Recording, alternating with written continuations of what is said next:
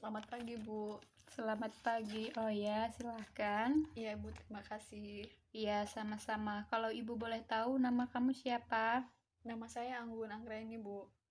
Oh iya, nama Ibu Siva Anggraini, bisa dipanggil Ibu Siva. Oh iya, Anggun. Bagaimana kabarnya hari ini? Alhamdulillah baik, Bu. Syukurlah kalau begitu. Anggun datang kemari, apa ada yang mau dibicarakan? Iya, Bu. Jadi begini, saya merasa ada sesuatu yang kurang dalam kehidupan saya ketika ibu saya pergi meninggalkan kami. Sebelumnya apakah Anggun sudah pernah mengikuti konseling? Sudah pernah, Bu, pas masih kelas 1 SMA. Kalau begitu berarti Anggun sudah paham apa itu konseling. Iya, paham sedikit, Bu. Baiklah, kalau begitu, Ibu akan kembali mengingatkan sedikit apa itu konseling dan apa tujuannya. Jadi, konseling adalah proses pemberian bantuan yang diberikan oleh konselor atau ahlinya untuk membantu kliennya dengan tujuan yaitu agar masalah yang klien hadapi atau yang Anggun hadapi, kita bisa menemukan pemecahan masalahnya dengan baik. Jadi, dalam proses konseling ini, agar dapat berjalan dengan baik, Ibu minta agar Anggun terbuka dalam menceritakan masalah yang sebenarnya dialami saat ini. Apakah Anggun paham? Iya, Bu. Tapi saya takut nanti banyak orang yang tahu tentang masalah ini. Iya, Ibu bisa mengerti bahwa kamu tidak ingin masalah kamu diketahui oleh orang lain. Sangat penting Anggun ketahui bahwa proses konseling ada yang namanya asas kerahasiaan. Asas inilah yang akan kita gunakan dalam proses konseling ini. Jadi Anggun tidak perlu takut menceritakan masalah yang Anggun alami, karena Ibu jamin tidak akan memberitahukannya kepada orang lain. Sudah tugas kami sebagai seorang konselor untuk menjaga rahasia klien kami. Anggun percaya saja pada Ibu. Ya, Bu, baiklah. Tadi di awal perbincangan Anggun mengatakan bahwa Anggun merasa ada yang kurang setelah ibu Anggun meninggal dunia. Apakah Anggun bisa jelaskan secara lebih rinci lagi? Ya, Bu, jadi begini, 6 tahun lalu ibu saya meninggal dunia. Ibu saya meninggal saat mau menjemput saya ke sekolah, Bu. Waktu itu ibu saya mengendarai motor dan ditabrak oleh truk besar. Saya tidak nyangka, Bu.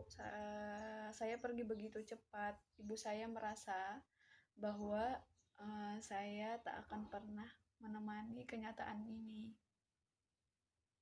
Saya sangat menyesal kenapa pada saat ibu mau menjemput saya, ternyata saat itulah kehidupannya berakhir.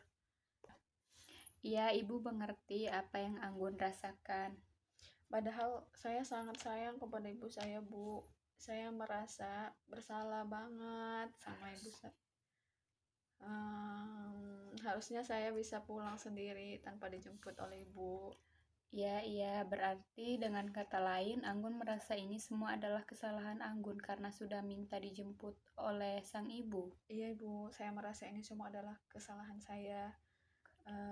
Karena kadang juga saya berpikir bahwa mungkin seharusnya saya mau mati untuk menebus kesalahan saya ini, Bu. Coba pikirkan kembali secara matang, apakah berpikir seperti itu sudah sesuai, sudah bisa menyelesaikan masalah kamu hidup Entahlah, ini. Bu. Bagaimana dengan ayah dan keluarga Anggun yang lain? Ayah dan keluarga saya selalu menguatkan saya, Bu. Walaupun sampai sekarang saya pun belum bisa memaafkan diri saya sendiri. Semua keluarga saya berusaha tegar dan menerima hal ini sebagai ujian. Mereka tidak membenci saya, Bu. Saya bersyukur memiliki keluarga yang sabar seperti mereka. Nah, mari kita pikirkan bersama-sama. Keluarga selalu menguatkan Anggun, tetapi Anggun ingin menebus kesalahan dengan ikut mati. Menurut Anggun, apakah itu cara yang tepat? Gimana ya, Bu? Saya selalu dikejar-kejar perasaan bersalah. Jadi, menurut Anggun, karena kematian ibu Anggun selalu merasa bersalah dan berpikir ingin ikut mati saja, tanpa menghiraukan ayah dan keluarga yang lain yang menyayangimu. Hal itu merupakan keputusan yang tepat, begitu? Iya, Bu, saya merasa itu cara terbaik dalam menyelesaikan masalah ini. Untuk apa saya hidup kalau ibu saya tidak ada? Hidup terasa hampa, Bu. Baiklah Anggun, coba tenangkan pikiran kamu terlebih dahulu dengan ikut mati. Apakah masalah itu dirasa sudah selesai? Apakah dengan kematian Orang tua Anggun juga bisa tenang begitu, bukannya dengan ikut mati dengan bunuh diri.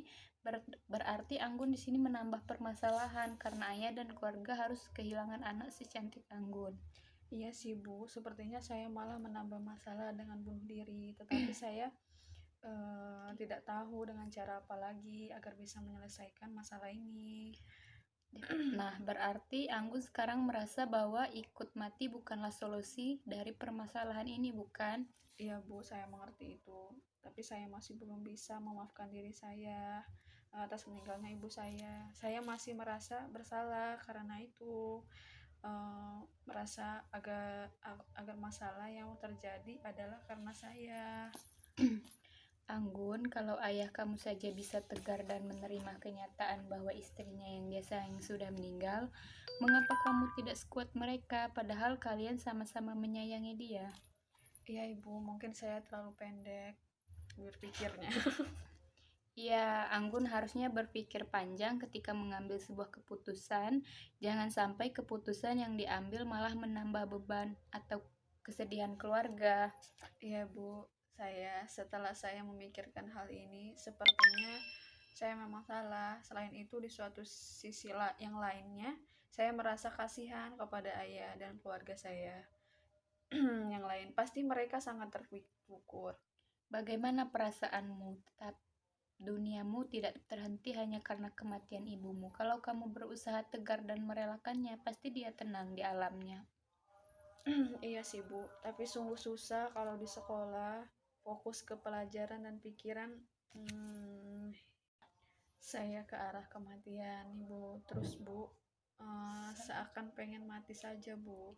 Anggun, terus berdoa ya dan ikhlaskan kepergian ibu. Jangan berpikir pendek seperti itu. Kalau kamu harus mati, kepada siapa ayah kamu akan bercandaian dan keluargamu pasti sangat sedih. Ayah kamu saja tidak menyalahkan kamu kok, itu semua hanya perasaanmu saja yang terlalu sedih. Iya, iya Bu, saya sadar semua ini saya akan berusaha untuk menjadi lebih baik dan bahkan jaga menghilangkan niat saya. Ternyata apa yang saya anggap benar itu adalah kesalahan besar. Iya, semua orang pasti menginginkan anaknya bahagia sekarang. Coba bayangkan kalau kamu tidak mempunyai ayah dan orang tua dan keluarga lainnya. Kepada siapa kamu akan mendapatkan perlindungan dan kasih sayang? Padahal kan banyak di luar sana yang yatim piatu bukan Anggun, termasuk orang yang beruntung yang masih punya ayah yang sayang kepada Anggun. Iya, benar juga ya Bu, saya seharusnya bersyukur masih memiliki ayah dan keluarga yang menyayangi saya. Ibu senang sekali dan tidak menyangka bahwa Anggun bisa berpikir sebijaksana itu. Sepertinya sudah lega ya dan bersemangat kembali. Iya Bu, senang rasanya. Syukurlah kalau begitu, sudah ada perubahan. Lain kali kalau Anggun merasa masih ada yang mengganjal, silahkan datang saja menemui ibu di ruangan ini. Ibu akan senang hati membantu Anggun. Ya Bu, terima kasih atas bantuannya, sangat bermanfaat bagi saya. Kalau begitu saya pamit dulu Bu, karena harus kembali ke kelas. Tidak lama lagi pelajaran akan berganti. Ya, sama-sama, tetapi semangat dalam belajar ya.